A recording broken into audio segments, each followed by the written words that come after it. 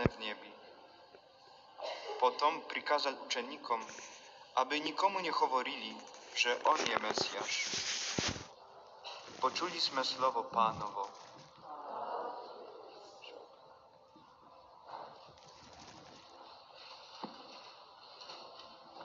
Tak, drahí pútnici, toto je náš posledný deň nášho pobytu na Jasnej hore, pretože to nie je posledný deň púte. Púť bude naďalej trvať v tých nádherných vzťahoch, ktoré sme vytvorili počas putovania aj teraz na Jasnej hore. A potom, daj Bože, sa to znovu vynorí na budúci rok a znovu sa takto stretneme, možno aj vo väčšom počte. A počas púte hovorili sme mnohokrát, že to slovo, ktoré nám dáva cirkev, tak je pre nás, teda je smerované do mojej a tvojej situácie. A dnes vidíme Ježiša a počujeme, ako hovorí, že za koho ma pokladáte? Teda Pán Ježiš dnes tu na Jasnej hore sa pýta, že kým som pre teba ja? A potom druhá otázka, že čo odo mňa očakávaš? Teda aké sú tvoje očakávania? A tiež na našej púti, keď sme hovorili o sviatostiach, tak sme hovorili o jednom citáte Leona Veľkého. Ja som si potom pozrel, kto to bol, takže to bol Leon Veľký, pápež. A on hovorí takto: to, čo bolo na Ježišovi viditeľné počas jeho života, teda to, čo mohli ľudia vidieť, to, čo mohli počuť, čoho sa mohli dotýkať, tak teraz je v jeho sviatostiach. Takže keď prežívame sviatosti cirkvi, tak vidíme Ježiša, počujeme ho a môžeme sa ho dotýkať. A takto po 15 dňoch v púte sa Ježiš pýta, že či vidíš, že on pôsobí, že on je blízko teba. Veď Ježiš nie je ďalej, než je najbližšie teda najbližší bohostánok. A Ježiš sa ťa dnes pýta, či veríš, že v krste si zostal prijatý do Božej rodiny. Že ten krst dal ti možnosť, aby si mal účasť na tej nádhernej láske Najsvätejšej Trojice. Či veríš, že keď ideš k spovedi, do spovednice, že tam ti Ježiš umýva nohy, že on tam je živý a že tam pôsobí. Či veríš, že v Eucharistii, teda to, čo teraz prežívame, že Ježiš je tu spolu s nami. Že každý deň ťa túži obdariť Duchom Svätým, aby ti dal odvahu pre tvoj každodenný život.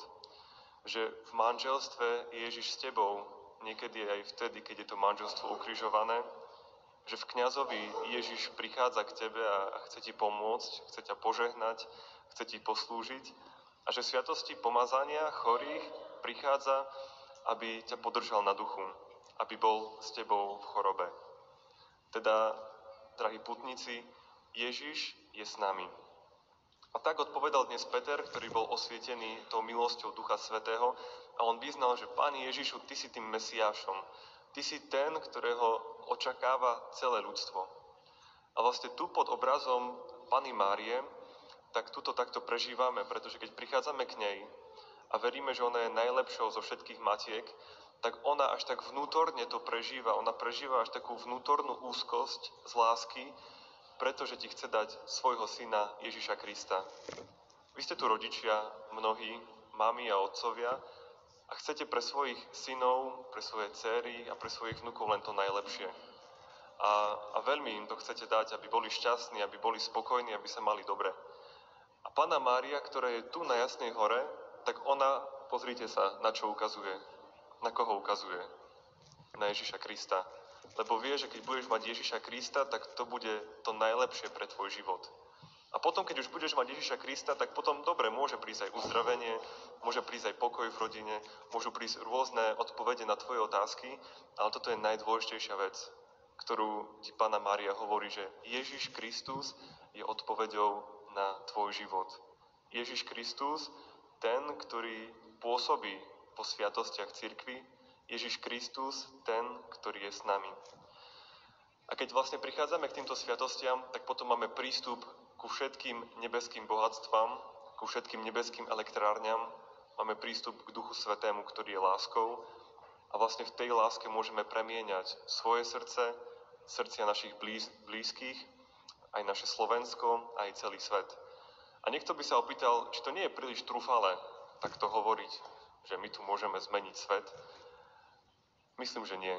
Pretože pozrime sa na Pannu Máriu. Ona prežila s Pánom Ježišom 30 rokov. A nikde nie je napísané, že by budovala studne, že by bola nejakou superhrdinkou, ktorá zachraňovala všetkých ľudí na celom svete, ale vlastne jej moc bola v takom pokornom živote, naplnenom lásky. A ona bola stále s Pánom Ježišom. Pán Ježiš je tou najväčšou sviatosťou, teda viditeľným znakom neviditeľnej milosti. Pozeráme na Ježiša, na jeho človečenstvo, ktoré skrýva jeho božstvo.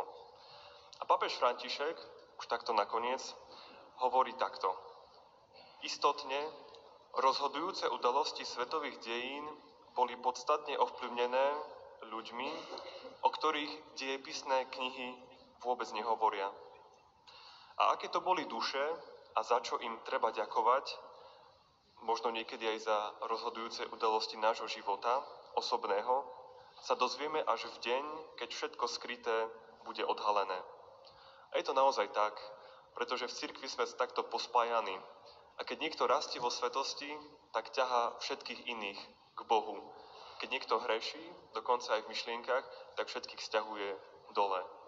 Takže, drahý pútnik, drahá sestra, drahý brat, od teba, od tvojho života naozaj záleží veľa.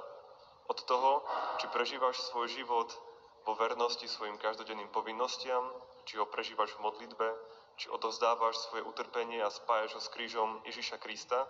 A možno teraz to neuvidíš vo svojom živote. Pán Ježiš to skrýva veľmi vedome, pretože by sme možno upadli aj do pýchy, keby sme sa dozvedeli, aké veľké pôsobenie má naša modlitba, naše utrpenie a naša vernosť v každodennom živote. Tak ťa prosíme, drahá Mária, nádherná jasnohorská Pani, naša mama. My sme prišli k Tebe a teraz, po týchto 15 dňoch, voláme, poď s nami Ty do našich domov, do našich rodín, do našej práce, do našich miest, na naše Slovensko a nauč nás milovať a touto láskou premieňať celý svet. Amen.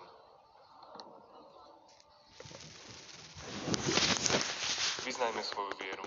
Verím v Boha Otca Všemohúceho, Stvoriteľa neba i zeme, Ježiša Krista,